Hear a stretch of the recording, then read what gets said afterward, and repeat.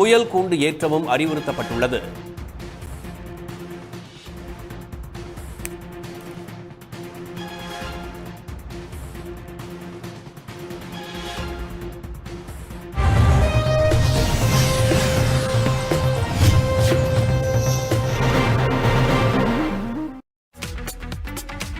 Arudra gold trading மோசடி தொடர்பாக 15 இடங்களில் அமலாக்கத்துறை அதிகாரிகள் சோதனை நடத்தினர்.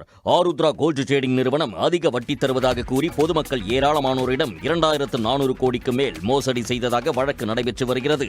இதுவரை கைது செய்யப்பட்ட 35 பேரிடமிருந்து நகைகள் உள்ளிட்ட 130 கோடி ரூபாய் பறிமுதல் செய்யப்பட்டன. மேலும் மோசடி செய்யப்பட்ட பணம் வெளிநாடுகளில் முதலீடு செய்யப்பட்டிருப்பது விசாரணையில் உறுதியான நிலையில் சட்டவிரோத பணம் பரிமாற்றம் தொடர்பாக அமலாக்கத்துறையும் வழக்கு பதிந்து விசாரணை மேற்கொண்டது. அந்த வகையில் சென்னை, காஞ்சிபுரம் உள்ளிட்ட 15 இடங்களில் அமலாக்கத்துறை அதிகாரிகள் சோதனை மேற்கொண்டனர். இதில் பறிமுதல் செய்யப்படும் ஆவணங்களின் அடிப்படையில் அடுத்த கட்ட நடவடிக்கைகள் மேற்கொள்ளப்படும் என கூறப்படுகிறது. செங்கல்பட்டு மாவட்டம் மறைமலை நகர், திருத்தணி, மதுரை, திருமங்கலம், பொள்ளாச்சி ஆகிய நகராட்சிகளில் மாற்றுத்திறனாளி நியமன கவுன்சிலர்கள்